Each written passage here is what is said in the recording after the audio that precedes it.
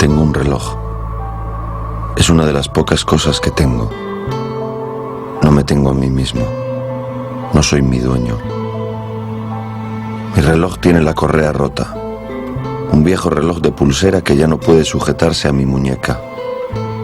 En realidad, fue sustituido por otro tipo de ataduras que no acarician, como la correa, sino que se hunden en la carne, inexorables, queriendo alcanzar los huesos.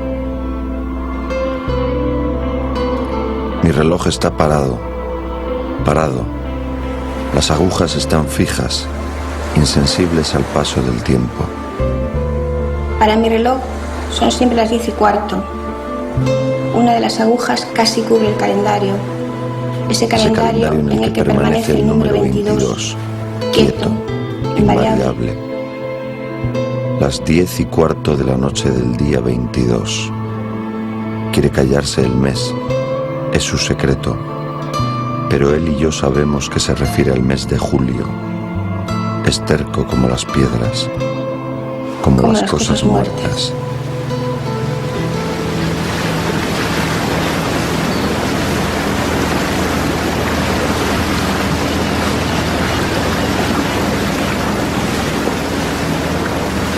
Mi hermano escribió el cuento del reloj en la cárcel y ese reloj tenía mucho significado para él, pues se lo había regalado su compañera María, que estaba presa en la cárcel de Yeserías.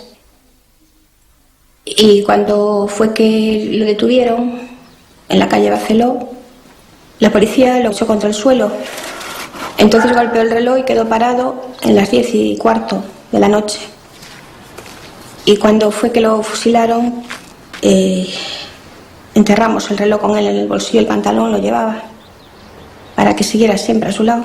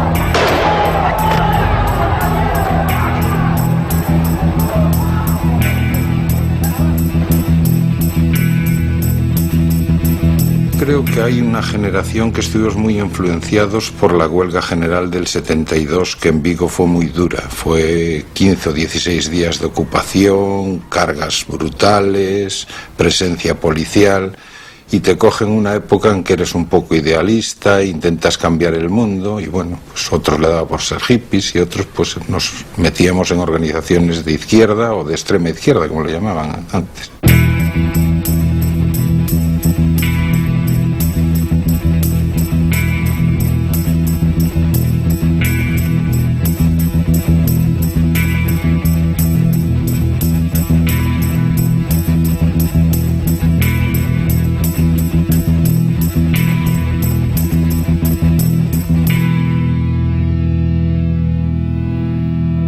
Mi sorpresa fue mayúscula cuando el FRA hizo una acción de protesta contra la pena de muerte de Puigdemont y habíamos quedado citados en la iglesia de San Francisco, ¿no? Y llegó Baena y fue cuando me enteré que estaba militando en el FRA, es decir, me enteré al mismo tiempo que él se enteró que yo militaba en el FRA, y a partir de ese momento ya no hablábamos, ¿no? Como estábamos militando en la misma organización.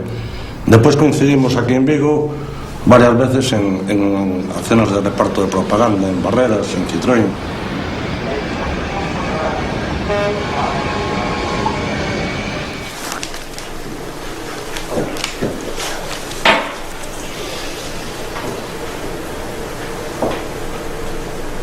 En 1975, cuando ocurrió la muerte de mi hermano, yo tenía 23 años y mi esposo 24.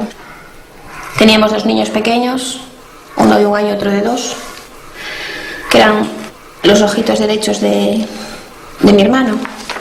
Desde ese momento, primero mi padre, que vivió hasta el 82, 7 años más que mi hermano, pues estuvo intentando limpiar su nombre, demostrar que lo habían matado injustamente, pero en aquella época pues era imposible, a pesar de que estaba ya en teoría viniese la democracia, no le permitieron ningún camino para demostrar su inocencia.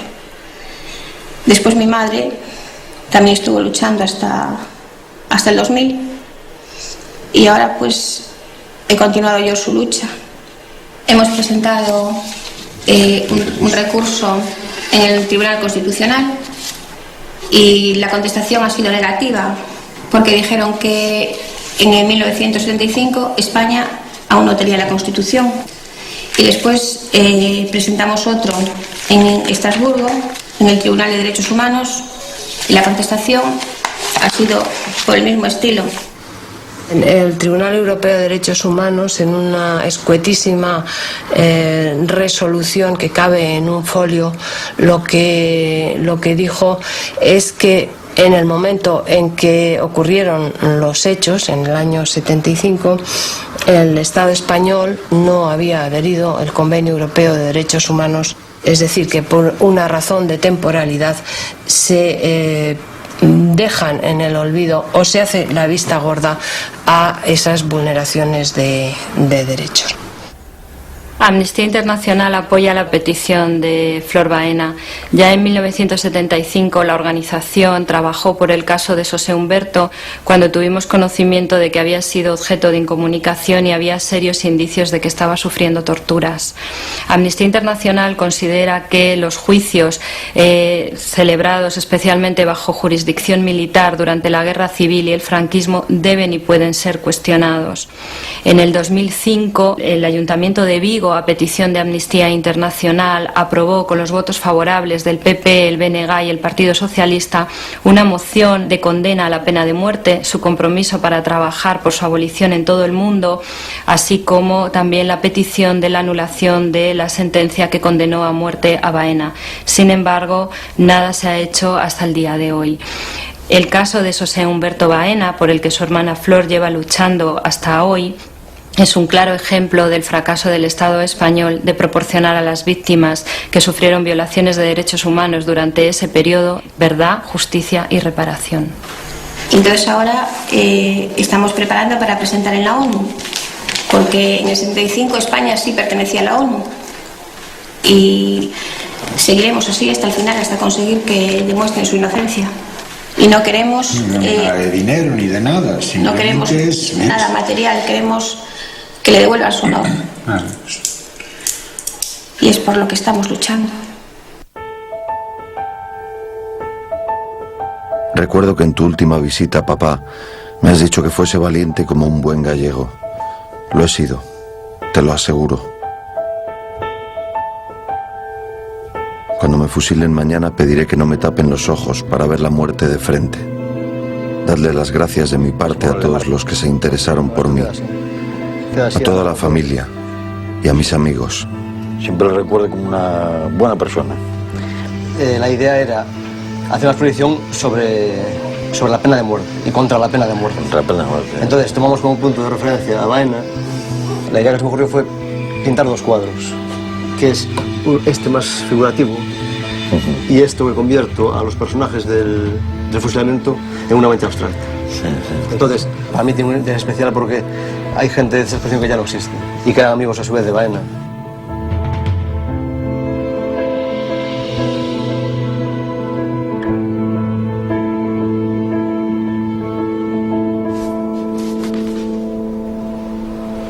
Con Super 8 hice una película y una de las escenas, que era de un interrogatorio policíaco, salía él, escribiendo a máquina Esta película la hice en el 74. Era lo que facíamos. Éramos todos unos pipiolos, ¿eh?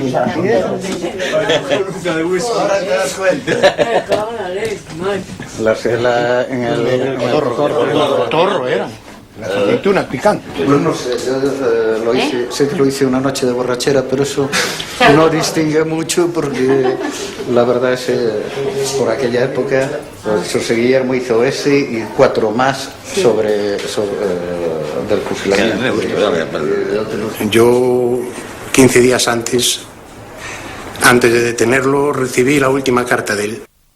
Después a 15 días lo vi en la televisión del Cotorro allí, que lo habían cogido todo despeinado y ya con el ojo hinchado y todo eso. Yo recuerdo siempre esa enorme humanidad de José Humberto, cuando hablábamos de las muertes, de que se había que matar a estos represores que tanta gente mató. Y algunas veces se planteó eso y él decía, creo que nunca sería capaz.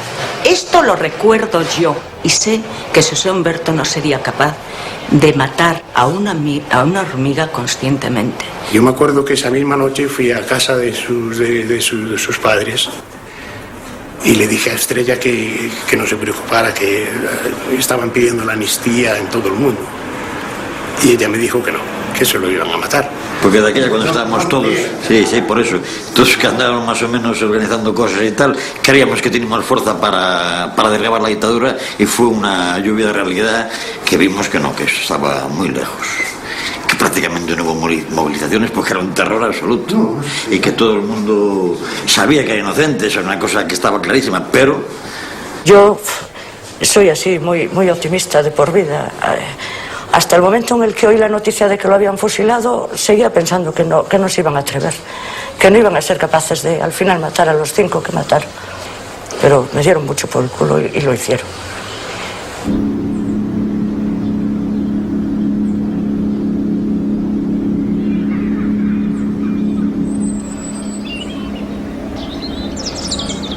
Entonces, cuando hacemos la nueva cosecha. Y hablando de cosecha, me dijo Julio... El reivindicar el nombre de mi hermano se constituyó en lo primordial para la vida de mi padre. Y mi padre, para que mis hijos nunca se avergonzaran de su tío, dejó una carta para que les leyese cuando fueran mayores. Empieza así. Me llamo Fernando Baena Fernández, natural y vecino de Vigo, provincia de Pontevedra. Nacido el día 6 de marzo de 1905. Se me ocurrió escribir estas líneas para que mis nietos, cumpliendo la última voluntad de mi hijo, una vez sean mayores, puedan saber la verdad sobre la desgracia que en estos momentos nos aflige por la muerte violenta de José Humberto. Estamos en el mes de octubre de 1975. A vosotros me dirijo. Yo, vuestro abuelo... Hablemos de Peter. Nombre familiar cariñoso que aplicábamos todos a José Humberto. Este me pidió que lo dejara ir a la Universidad de Santiago para estudiar filosofía y letras. Pensando en que en los años de bachillerato había alcanzado alguna beca que me ahorrara bastante dinero y considerando su afán por el estudio, así como su recto proceder y buen comportamiento, no lo dudé y lo mandé a Santiago. Cerca de finales de curso del primer año, lo complican en una algarada estudiantil y estando en casa, como venía todos los sábados, llega la policía de Vigo y me piden que lo deje ir a la comisaría para hacerle unas preguntas con ellos y después lo mandaron a la cárcel en La Coruña. Me decían que le dejarían a libertad provisional mediante una fianza de 15.000 pesetas. Yo no las tenía, pero las pedí prestadas y consigo tenerlo otra vez en casa. Pasaron unos 2 años y se celebró el juicio, siendo absuelto, libre de toda culpa, total que era inocente. Una vez que Peter cumplió el servicio militar, regresó a Vigo y trató de colocarse teniendo que efectuar trabajos eventuales. Por fin logra colocarse como simple peón de fundición en una empresa cercana a nuestro domicilio. Su ilusión era grande y también la nuestra. Pues pensábamos que por fin la mala suerte dejaba de cebarse en nosotros. Vana esperanza. Llegó el 1 de mayo de este año y un grupo de muchachos se manifiesta en la travesía de Vigo y un guardia civil de paisano saca una pistola y mata a un empleado de Fenosa.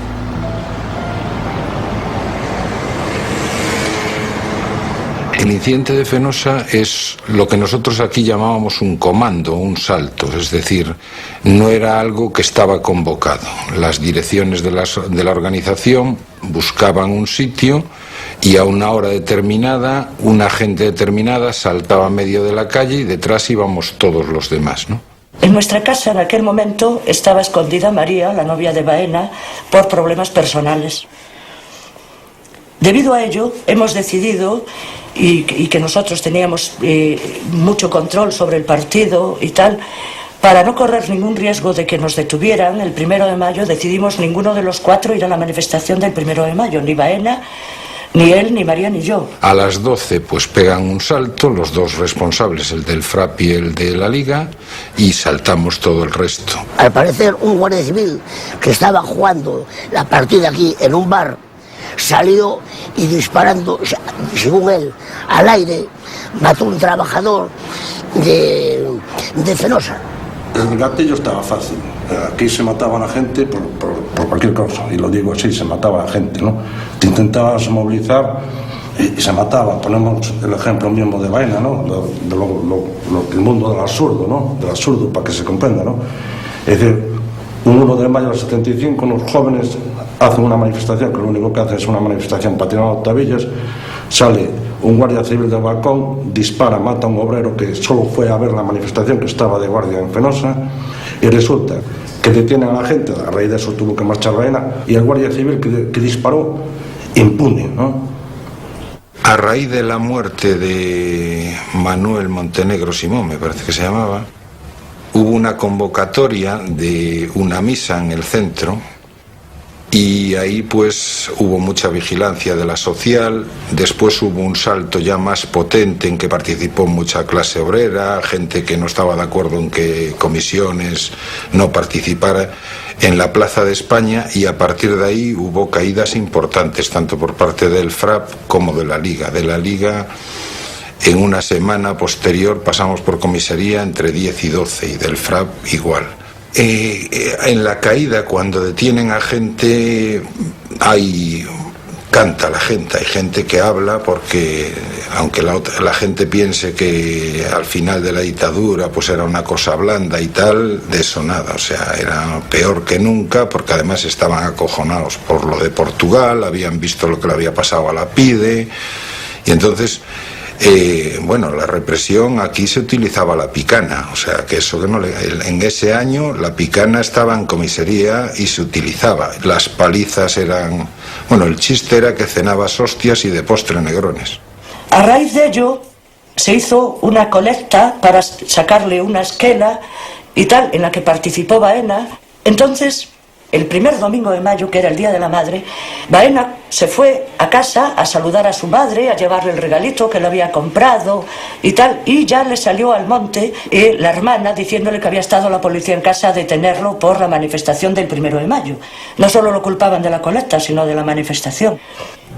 Entonces, ya no saludó a su madre, pasó así la noche, y por la mañana siguiente, en el coche de mi padre, con 2 choferes, un hermano y un cuñado, lo llevaron a Madrid.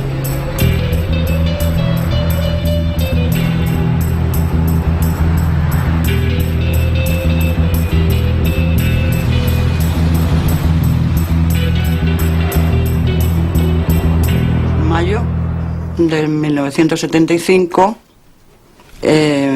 fue un compañero a mi casa a decir que había un compañero que había venido de Galicia y que teníamos que buscarle una casa porque lo tenía él en su casa, pero en una acción la compañera pues había caído y tenían miedo de que hablase y dijera dónde estaba. Creo que la compañera fue detenida por la Legión en una acción de solidaridad con el Frente Polisario. En ese momento estaba la cuestión del Sáhara muy caliente.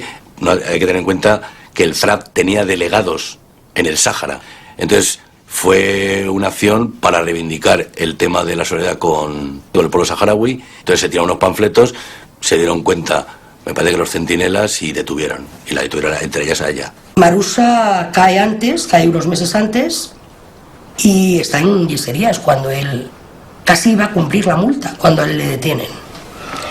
Y debía de ser que Humberto no les decía lo que ellos querían oír. Y entonces cuando Humberto está allí en la DGS, ya le han dado todo lo dado y todo, le han torturado bastante y demás, entonces la llevan, le hacen un careo con ella y ella dice que ella no le reconoce. Y le dicen, mira, le vamos a matar.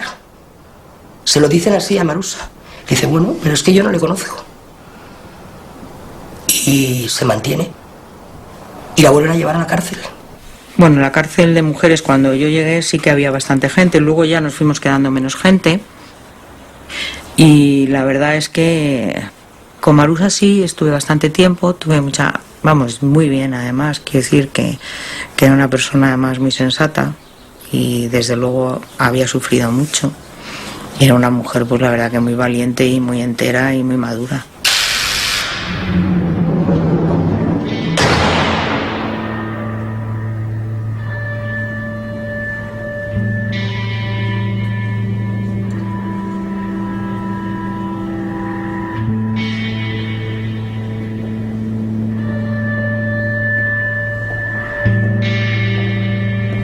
Me detienen por simple, no sé si es que tenían algunos compañeros que cayeron, pues tenían mi nombre y yo absolutamente lo entiendo, yo militaba contra las consecuencias, pero a mí por militante obrera, evidentemente, por militar en el FRAP. Y lo primero, yo me están tomando la afiliación y viene el Niño con el Moro y con el Estudiante. Y lo primero que me dice, hombre, Asturias, porque mi nombre de guerra era Asturias. ¿Qué tal? Ya te tenemos aquí. Yo le digo, no, yo no soy Asturias y tal. El Moro es el primer contacto que yo tengo con la política social. Saca una barra como de madera, pero además la sacó de la manga porque fue un movimiento muy rápido. Era muy grueso, era obeso el hombre. Y bueno, pues el primero en los riñones, pero yo le esquivo y rompo todo lo que es todo un teclado de una máquina de escribir. Con la rabia de que había roto el teclado, pues los primeros golpes son bastante considerables. Y pegándote entre muchos, ¿no? O sea, se ponían alrededor y cogían las porras y... en fin.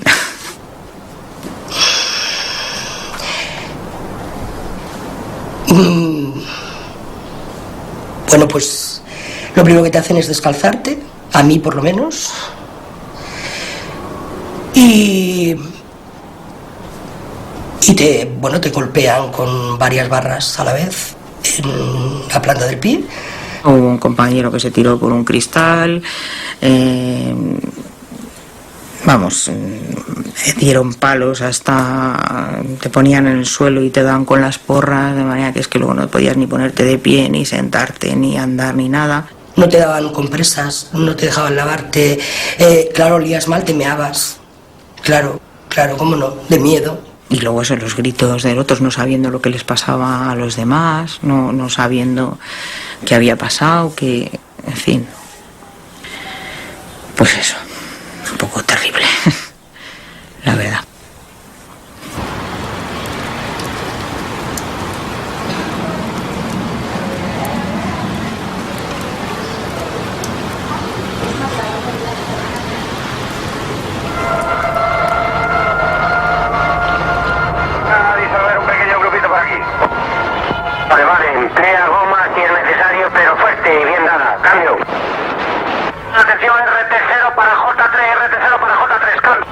J3 para RT0, cambio. Encuentre, desplácese por Vía Layetana, calle Fernando hacia las Ramblas, cambio. Voy precisamente para allá, cambio. Está sabido que lanzar varias pelotas, cambio. Y desde un balcón pasaron la manifestación, han disparado un tiro contra la masa, según parece.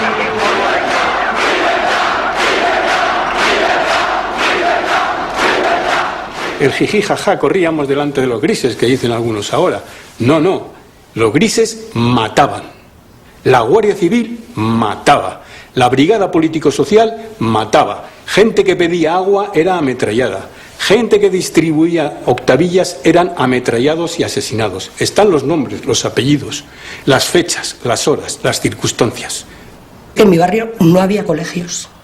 En mi barrio, para ir al médico, que era un dispensario para toda la cornisa y useras, te ponías de barro hasta la rodilla. Pero cuidado, se pasaban necesidades y cada 2 y cada 3 te cortaban la luz y tenías que engancharla. Eso es lo que yo he vivido. Pero no lo he vivido yo, ¿eh? Lo que pasa es que ahora parece que nos da vergüenza decir que hemos vivido aquello. No, en Orcasitas, en Vallecas, en todos esos sitios se ha vivido lo mismo. Yo no sé qué memoria, tenemos una memoria selectiva en este país, ¿eh? Sobre todo porque ser pobre, quiero decir, que no es un pecado, es una desgracia.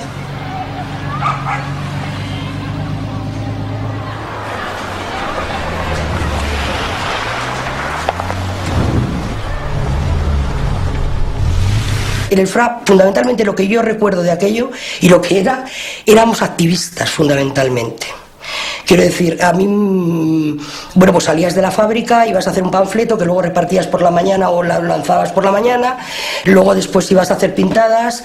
Esa era fundamentalmente la vida que yo he vivido en el FRA. En mayo me tuve que ir de la empresa porque estaba perseguido. Vamos, en mayo del 75 trabajaba en NCR, una empresa de ordenadores, y tuve que salir y ni siquiera pude ir a cobrar la liquidación, que fue mi hermana, y además ya a partir de ahí pues lo que hay es penuria, ya sin poder trabajar, teniendo que acceder pues a trabajos eventuales, sin seguro, sin nada, pues un poco como las condiciones de cualquiera de los inmigrantes que hay ahora aquí. Esa era la vida que nos tocaba vivir, vamos.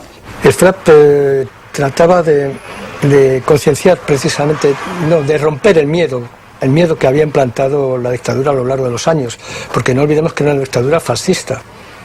Un ejemplo de esta bestialidad fue un compañero nuestro, italiano, Riccardo Gualino, que estaba estudiando aquí en la Universidad de Madrid, miembro de la FUDE, que estaba repartiendo octavillas para llamar a una huelga, y se puso a su lado una persona, tranquilamente sacó una pistola y pegó un tiro en la cara. Habría que hablar de Cipriano Martos, jornalero andaluz, envenenado con el contenido de un cóctel molotov por la Guardia Civil en el Cuartelillo.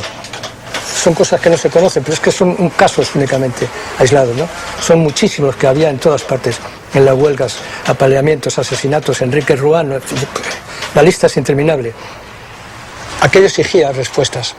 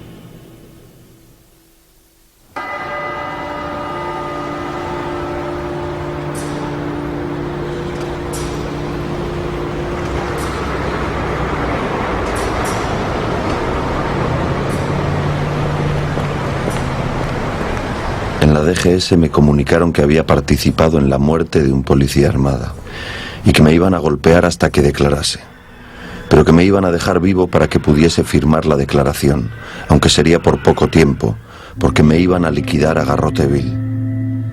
Ante mi negativa a declarar, empezaron los golpes y las torturas. Supimos que lo acusaban de la muerte de un policía, Lucio Rodríguez, asesinado la semana anterior, el día 14 de julio. Mi hermano siempre nos dijo que era inocente.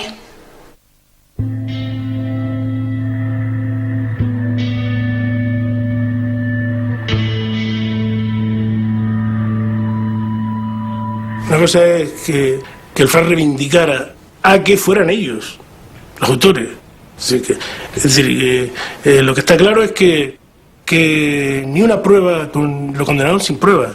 En algún caso, el caso de Humberto es bastante gordo, porque Humberto no estaba aquí en ese momento. Tuvo que venir, irse y volver en una hora, pero es que no puede ser, no pudo. Sería una cosa que todavía hay que mantenerla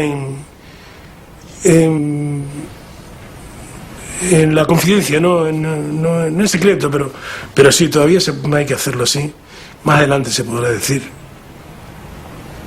Pero yo creo que no estaba. A mí me detuvieron en la calle. Todas las detenciones siempre son traumáticas. Esta me parece recordar que era ya la cuarta. Me resistía al intento de detención, ¿no? Entonces, bueno, pues forcejeamos, hubo golpes. Me llevaron directamente a la DGS, no salí de las dependencias de la brigada de Conesa. Ahí me parece que estuve como 8 días constantemente allí.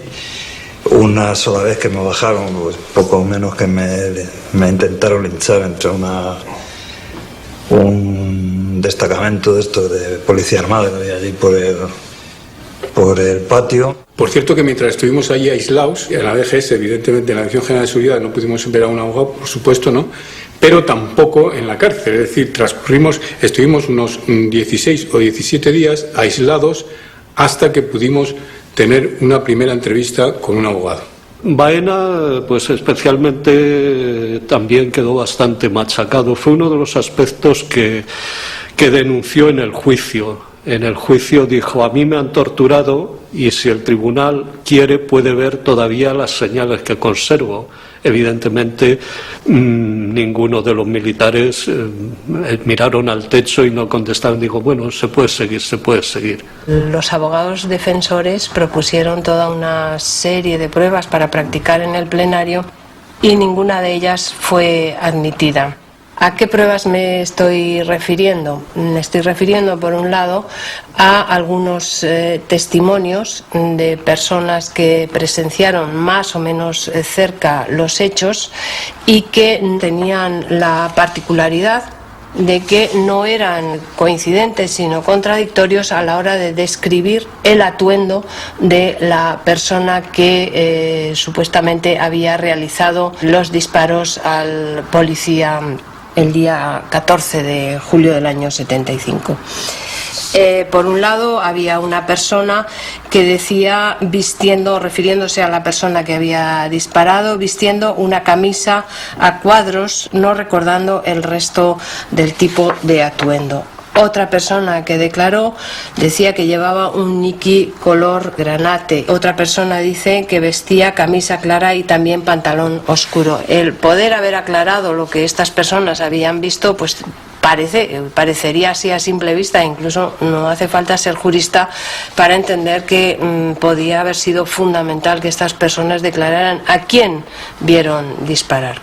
Dicen que la policía en sus atestados que nos habían cogido determinadas armas y demás, todo eso no aparece nada de eso. ¿Para qué lo iban a presentar si ellos tenían la convicción? Fue lo que vino a decir en un momento dado el fiscal. Cuando detuvieron a mi hermano, la desesperación de mi padre era muy grande y quería ayudarlo como fuese para demostrar su inocencia. Más que nada pidiendo tiempo para poder conseguir pruebas y demostrar que no había nada que lo inculpara. Entonces le escribió a Su Majestad el Rey, que en aquel momento era príncipe de España, intentando ayuda por todos medios. La contestación de la Casa Real es la siguiente.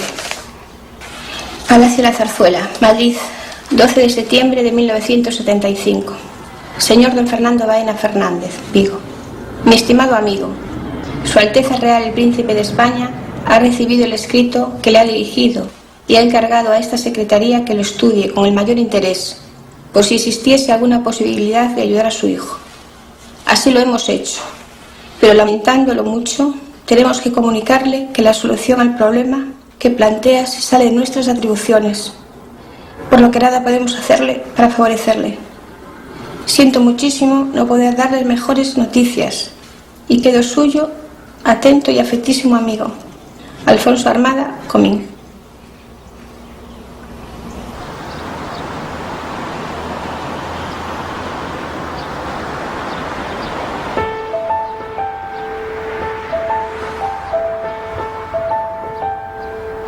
Cárcel de Carabanchel, 5 de septiembre de 1975. Me alegró mucho vuestra visita del miércoles, aunque no me gustó el veros tan desanimados. Nuestro juicio sigue adelante y presumiblemente será en la semana que comienza el día 15. Animad a mamá y decidle que pronto estaré con ella, aunque no sea cierto. Me dijeron que mi compañera en la cárcel de Yeserías me está haciendo un jersey de lana para el invierno. Ahora estamos relativamente bien, somos 17, pero en comisaría están todavía unos 10 o 20, que supongo que los traerán para aquí. Uno de los detenidos en comisaría es un chaval de Vigo también, al que acusan de la muerte de un teniente de la Guardia Civil. Vivía en la calle que une Camelias con López Mora en Peniche, y su madre es viuda. Yo tuve una llamada telefónica y me dijeron que a mi hermano lo habían detenido.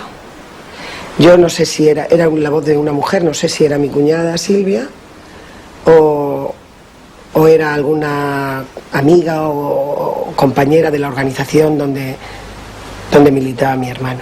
Y a los 4 o 5 días fue cuando se publicó que lo acusaban de la muerte de un guardia civil y con unas fechas concretas que yo me quedé anonadada. Digo, ¿pero cómo es posible? Porque en esa época mi hermano estaba en Murcia.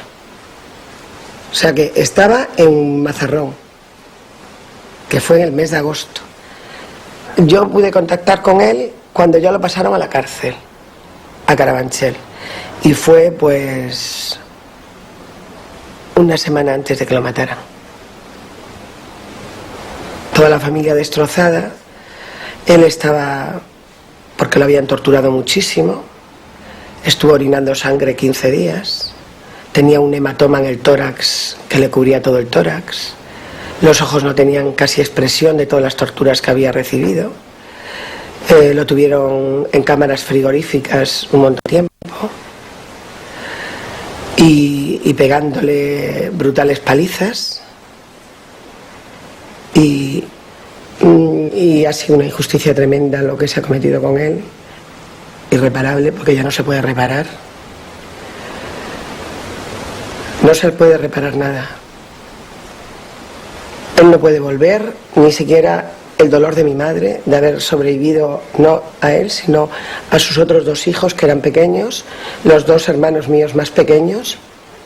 Recibieron eso, pues ya ves, eran adolescentes, mi hermano Manuel Ángel y mi hermana pequeña, y fue algo terrible, algo terrible.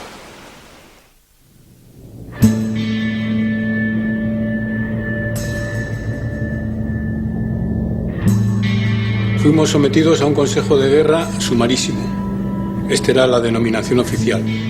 Teniendo en cuenta que, según la propaganda oficial de la dictadura, la guerra había terminado en el 1939, resultaba realmente paradójico que se celebrase un consejo de guerra sumarísimo a civiles. Cuando se inicia el proceso, hay una cosa que me parece importantísima. Se estaba jugando la vida de varias personas allí. Había peticiones de pena de muerte. Y además se llevó a cabo una de ellas. Entonces, el fiscal militar, que era un teniente coronel de nombre Ramón González Arnao, nos acusó a todos de una serie de hechos, y en particular a Baena, de que, utilizando una pistola, había hecho no sé el qué. Entonces los abogados, muy razonablemente, le rogaron a González Arnao que presentase el arma ante el Consejo de Guerra como prueba elemental y básica. Contestación de González Arnao: no hay tal pistola, no está. La pistola esa no estaba. No pudo presentarla. ¿Por qué? Porque evidentemente no existía. Los proyectiles que se suponía que habrían salido de aquella arma. No hay. Contestación de Arnao: no hay, no están los proyectiles. Bien. La prueba balística, por favor. Los abogados. González Arnao. No hay prueba balística. Bien. No hay prueba balística. Bien. La prueba de huellas dactilares. Contestación de Ramón González Arnao, teniente coronel, fiscal militar del Consejo de Guerra Sumarísimo. No hay pruebas dactilares. Bien, puestos así ya, los abogados pidieron, porque en el apuntamiento del comandante Mariano Martín Benavides se había hecho alusión a los informes policiales, según los cuales había habido unos testigos. Entonces los abogados rogaron que el fiscal presentase a sus testigos, ya que los testigos de los abogados, el juez Mariano Martín Benavides los había rechazado en bloque. Por lo tanto, solo quedaban como testigos en el apuntamiento los testigos de la Fiscalía. Entonces los abogados dijeron, bueno, pues que se vengan los testigos de la Fiscalía, que queremos interrogarles. Contestación del fiscal militar, Ramón González Arnao. No hay, no están, no van a comparecer, porque sabrán ustedes, dijo, que hay testigos buenos y hay testigos malos. Y el abogado, sí, pero son los suyos. Y él, ya, pero no hay, no comparecen, punto. No había testigos. Entonces, esta fue, en esta situación, sin haber probado nada, sin una sola prueba encima de la mesa que presidía Francisco Carbonell Cadenas de Llano, coronel del Regimiento Inmemorial del Rey del Ejército Español, un regimiento caracterizado por su espíritu patrio, no hubo en aquella mesa ni una sola prueba material, ni se presentó ni una sola prueba testifical. Bien, en estas condiciones fuimos condenados a muerte y en estas condiciones fue asesinado Humberto Baena, un hombre inocente de los hechos que se le imputaron y un hombre ante el cual todas las acusaciones en el mismo proceso cayeron, porque no se pudo presentar ni una sola prueba.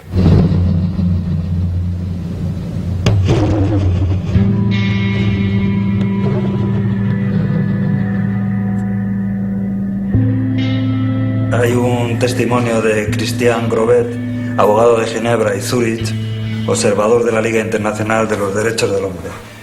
¿Son realmente culpables los miembros del FRAP que están siendo juzgados? ¿No pagarán estos por otros? El que suscribe nunca ha tenido, desde que asiste a procesos políticos en España, un sentimiento tan acusado de asistir a tal simulacro de proceso. En definitiva, una farsa siniestra, sobre todo si pensamos en la suerte que reserva a los acusados. Uno de los momentos duros que recuerdo fue en el momento en que Castel nos comunica que José Baena, que Manolo y yo estamos condenados a muerte. Y hay otro momento también que recuerdo con particular dureza, pero que de alguna manera se transformó, y es la primera salida que hacemos al patio. Cuando habíamos dado como 3 vueltas, empiezan a silbar desde una de las ventanas la Internacional, y a continuación en todas las ventanas, o sea, se va transmitiendo y empiezan a silbar desde todas las ventanas. Retumbaba el patio, la verdad, con los silbidos. Los funcionarios empezaron a señalar, no, es aquella, pero ya digo que en un momento dado eran todos. Aquel fue un momento que recuerdo con especial emoción.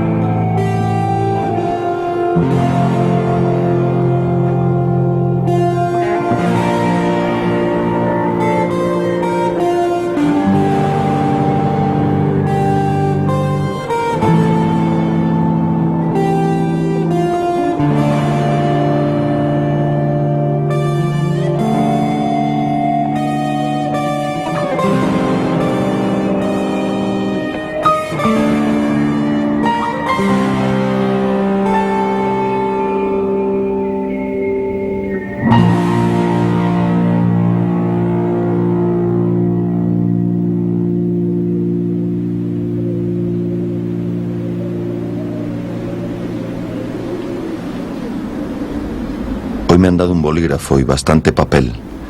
Estoy leyendo mucho.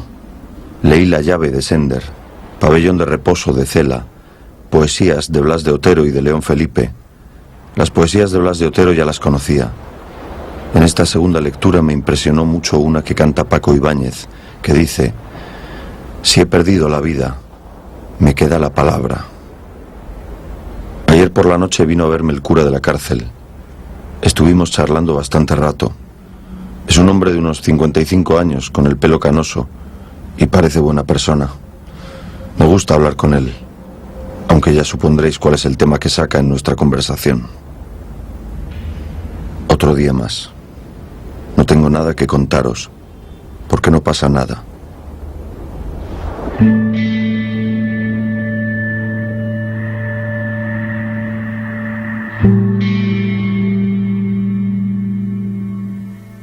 El primer procedimiento en Lebaena había sido un procedimiento ordinario del Código de Justicia Militar. Que el Código de Justicia Militar no reunía ninguna de las garantías de un Estado democrático, eso era obvio. En este segundo, la anormalidad jurídica ya era salvaje.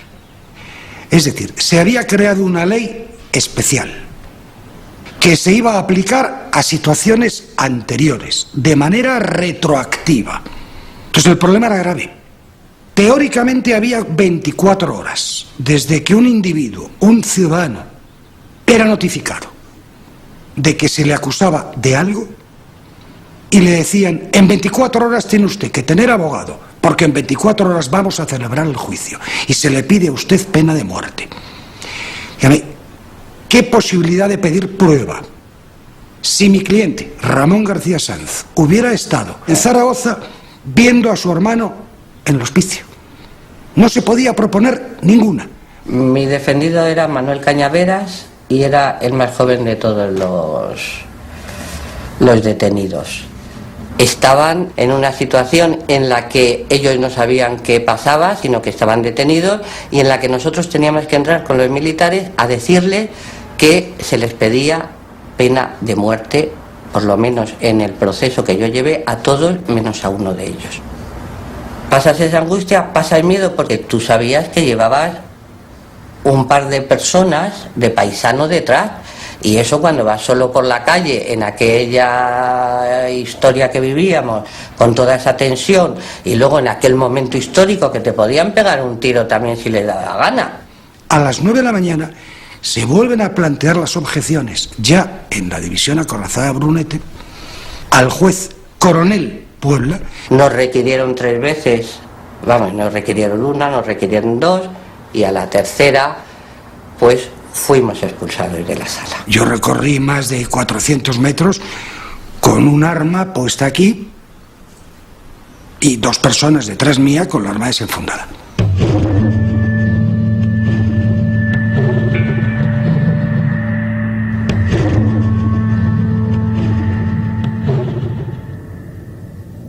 Se escribió un informe y se hizo un informe, se remitió a todas las embajadas, a los capitanes generales, a los miembros del gobierno de Francisco Franco. Telegramas al príncipe Juan Carlos, entonces, a la princesa Sofía, al Papa. O sea, hicimos intervenciones de este tipo pidiendo, un juicio justo por lo menos. Vi sono alcune che segnaliamo alla vostra umana e cristiana sensibilità. I condannati a morte dei terroristi di Spagna, dei quali noi pure deploriamo le geste criminali, ma che vorremmo redenti da una giustizia che sa affermarsi magnanima nella clemenza. De los sentimientos prefiero no hablar.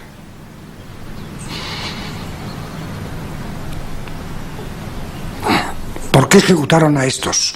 No a todos. Yo creo que la elección de unos y de otros se hizo de manera casi aleatoria y casi como si fuera en subasta. 9, no, 3, no, ninguno.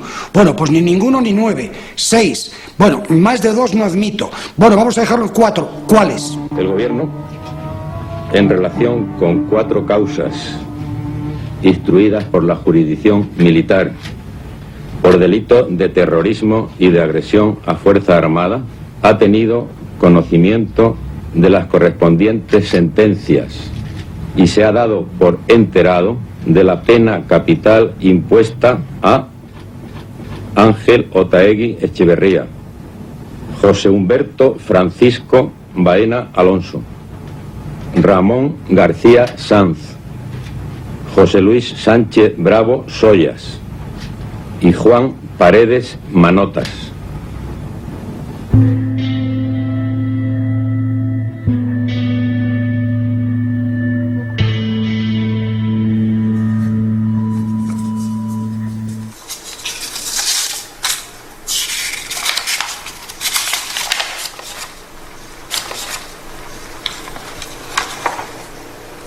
...26 del 9 de 1975. Papá, mamá, me ejecutarán mañana. Quiero daros ánimos. Pensad que yo muero, pero que la vida sigue.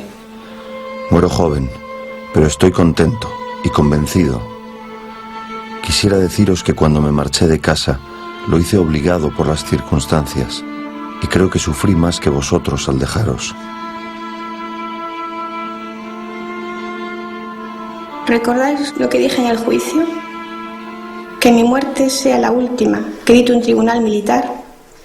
Ese era mi deseo, pero tengo la seguridad de que habrá muchos más. Mala suerte. Nada más, un abrazo muy fuerte. Adiós, papá. Adiós, mamá. Vuestro hijo. Me dejaron escribiros un poco más. Quisiera deciros que siempre os he querido. Siempre. Ya quedan muy pocas horas. Serán muy rápidas. Sin embargo, estoy tranquilo. Mi último pensamiento será para vosotros. Os he querido mucho. Mamá, que se anime, que cuide de los niños, de nuestros niños. Nada más, siempre, seguid siempre adelante. José Baena.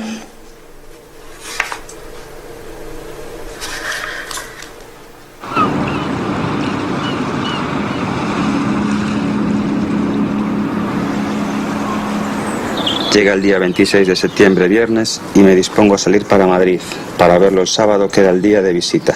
Y en aquel momento, 8:30 de la tarde, se recibe una llamada telefónica del abogado de Madrid diciendo que teníamos que estar en la cárcel de Carabanchel antes de las 6 de la mañana, si quería ver a mi hijo con vida. En el tren llegaba a Madrid a las 9, pierdo el billete, pido algún dinero, alquilo un coche y carretera adelante toda la noche sin parar, llego a Carabanchel a las 6:30, acompañado de mi hijo Fernando. A la puerta de la cárcel nos esperaban 2 oficiales de prisiones que inmediatamente nos llevaron a su presencia, donde pudimos abrazarnos y despedirnos. Hablamos y el tiempo pasó volando. Me dijeron después que estuvimos media hora. Me pidió que os escribiera contándoos toda la verdad, para que el día de mañana, cuando vosotros fuereis mayores, no tuvierais que avergonzaros de vuestro tío, que no era un criminal. Insistió en que no recordaba haber hecho la confesión, que la llevaba a la muerte.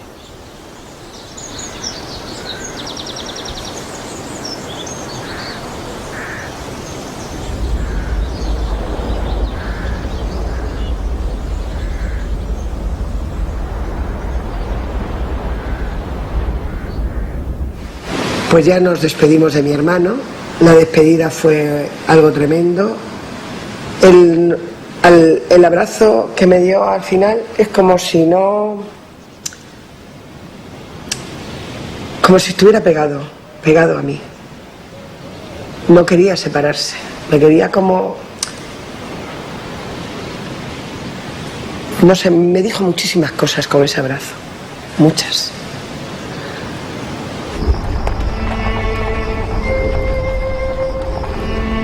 Tanto los medios de comunicación como los familiares que estábamos allí presentes nos quedamos abajo.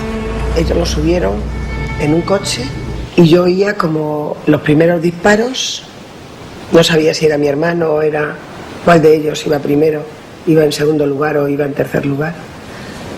Luego unos segundos disparos y unos terceros disparos. Hubo un silencio muy grande y entonces bajaban, salían y venían contentos, riéndose, como si vinieran de celebrar, no sé, algún evento, alguna cosa, riéndose, como si estuvieran celebrando algo.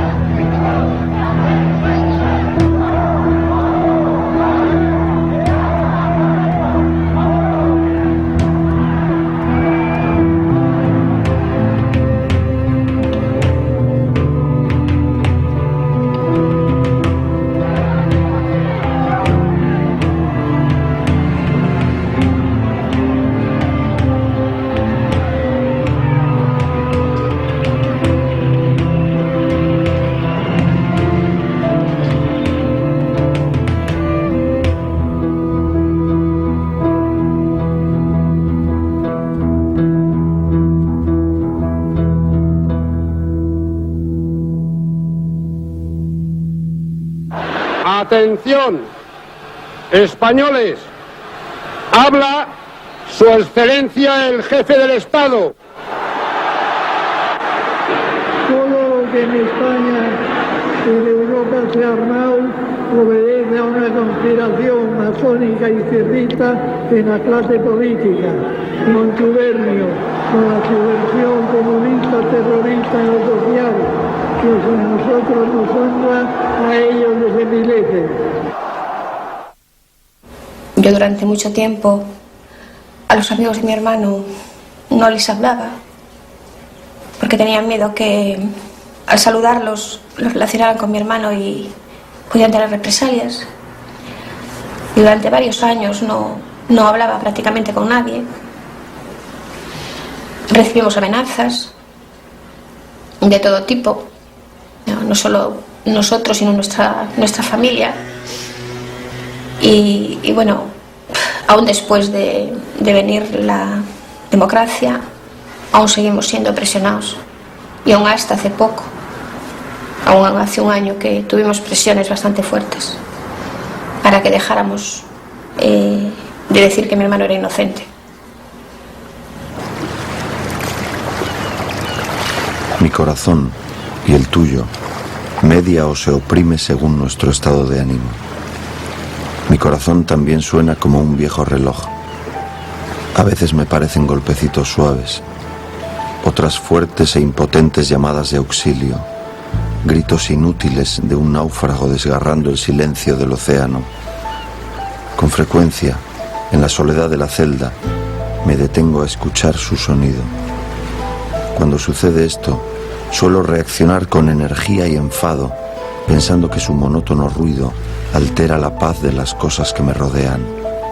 Entonces, con los dientes apretados, le pido a mi corazón que se calle, que me deje dormir, como duerme el hierro que sirve de reja a mi ventana. Mi corazón, aunque quisiera acompañarme siempre, dejará de hacerlo cualquier día de este mes de septiembre, de este septiembre frío, ya casi otoñal. Sus rítmicos y acompasados latidos no turbarán el silencio tras su última explosión de dolor y dicha.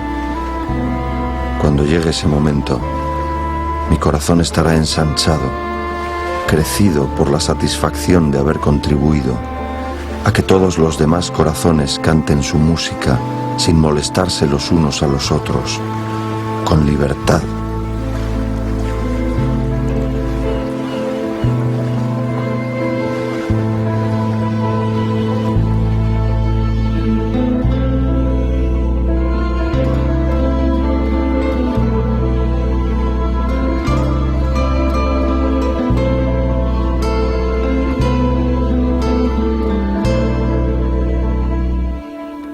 palabras que cambian toda una vida,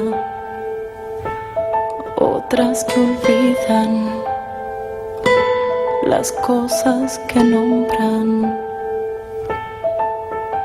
Te hablarán de barcos sin regresar, de cartas sin escribir, canciones sin acabar.